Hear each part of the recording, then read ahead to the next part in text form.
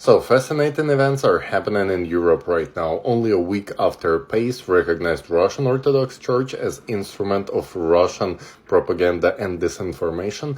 The whole network of agents of Russian RACIRS, anti-cult department of Russian Orthodox Church, has been exposed in European Union. Turns out that anti-cult agenda was a very convenient topic for Russians to bribe and recruit agents in the media. As we found out from leaked emails from Putin's assistant, Vladimir Surkov, he was personally in charge of the operation for many years, sabotaging Ukraine through the anti-cult network from the inside. This was a part of preparation of the conflict and basically tearing Ukraine apart. The head of Russian anti-cultist Alexander Dworkin was doing the very same thing, traveling all over US and the European Union recruiting new agents, using Russian church as a cover-up for his missions. The fact that he has been receiving awards in European universities only shows how much influence he has. And of course, the main goal of the network was to influence geopolitics, like smear inconvenient candidates for different political positions and fuel hatred and division inside of the society.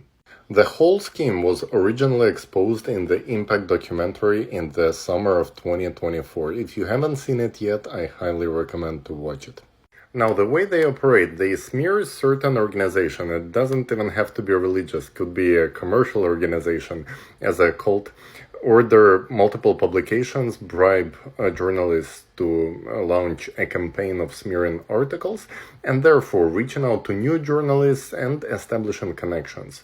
Then they destroy the image of certain company or religious organization and taking over their business. That's how Russian Orthodox Church effectively eliminated all the competition in Russia. They banned Jehovah's Witnesses, again, through multiple publications, smearing publication, demonizing the religious minorities in Russia.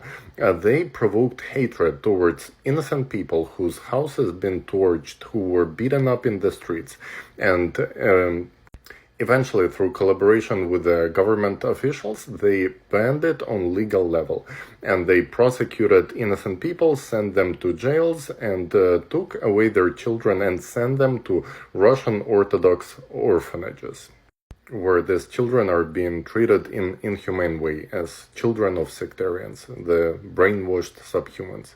And if you notice grim parallels with Nazi Germany, that is not an accident, because modern anti-cultism was born precisely there. In 1920s and 30s, Walter Künneth and his apologetic center that was working inside of the Protestant Lutheran Church of Germany collaborated with Hitler's regime to start dehumanization campaign and prosecution of religious minorities and Jewish population.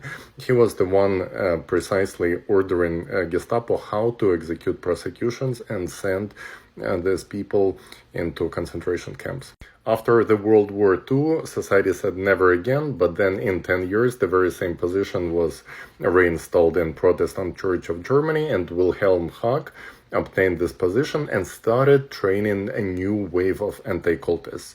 He was a student of Walter Künneth, and his buddy Johannes Argard were the ones who trained their favorite student, Alexander Dworkin, who basically repeated the scheme of apologetic center of Walter Künneth in Protestant Church with Russian Orthodox Church in Russia, basically launching an anti-cult organization, RACIRS, inside of it, and collaborating with government officials in Russia to start massive persecutions. Now, Dworkin was not the only student of Wilhelm Haag and Johannes Argard. They had the whole network of dialogue centers, and they had them internationally, and they have been training anti-cultists who are now obtaining leading positions in anti-cult networks all over Europe and the US. By the way, Haag was also having a position in American Family Foundation, which along with Anti-Cult Network were the main anti-cult organizations in the US, and he trained all modern anti-cult talking heads you see on TV in the US. Now, while 10 years ago, RACIRS under Dworkin and his right hand Alexander Novopashin started a massive campaign against ALLATRA International Public Movement. It was a very convenient target for them as the movement was international, and they could reach out to multiple journalists in different countries and recruit agents that way by attacking ALLATRA. Yet the whole narrative started from Russian RACIRS.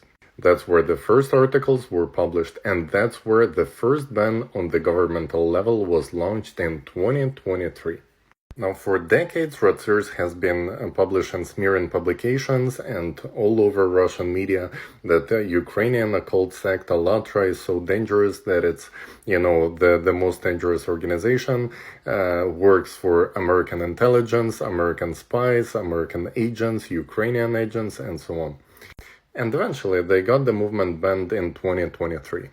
With severe violations of all possible laws, with direct pressure on judges, with dozens of searches of innocent people all over Russia, and people were thrown to jail, and with the violation of all possible human rights. Now, at the very same time, RACIRS established a network in Ukraine, and FACRIS, French anti-cult organization in which Alexander Dworkin was a vice president, all over Europe. So in Ukraine, Russian agents of RACIRS, first through the resources of Russian Orthodox Church of Moscow Patriarchy in Ukraine, and then through bribed journalists, also started smearing ALLATRA along with multiple other organizations. The main narrative was that now it's a Russian movement and should be banned in the Ukraine. And eventually, after years of smearing publications and inciting hatred towards ALLATRA in Ukraine, declaring it as a pro-Russian, and then, of course, with their pawns in journalism, with their pawns in the politics, inciting law enforcement to take actions against ALLATRA. So ALLATRA participants and the coordination center in Ukraine were raided, and no evidence was found.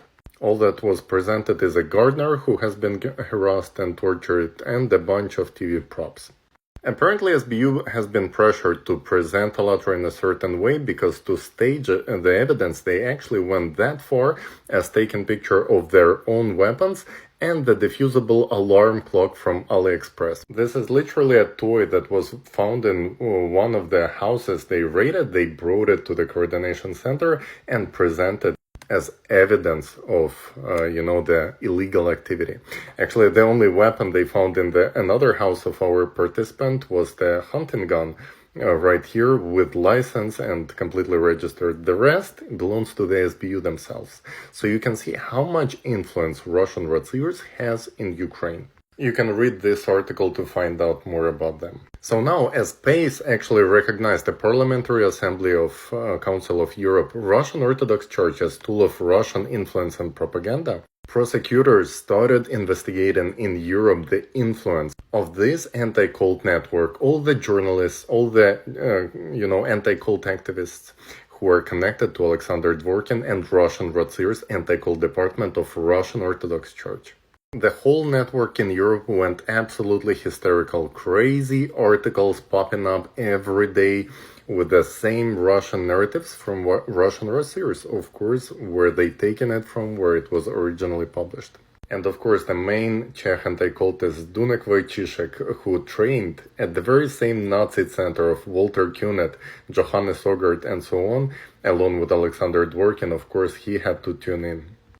Just to give you an idea how serious this network is, a few years ago, BBC published a smearing article about ALLATRA mentioning Chelyabinsk Diocese of Russian Orthodox Church, the very same center of anti-cultism, as their trusted source. And that's already after the invasion of Ukraine.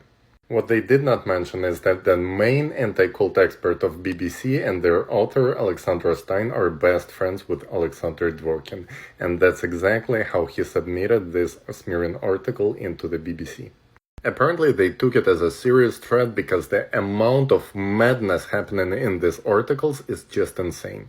It goes as far as comparing ALLATRA to ISIS. They found a dance studio that supports creative society, found balloons as evidence of what? Of criminal activity. This is ISIS. Now, as insane as it seems when you know the truth, the danger that they possess for society is very real. It's not just inciting hatred towards certain organizations and provoking violence against them like they do, but that's destruction of the whole democracy and principles of freedom in democratic states.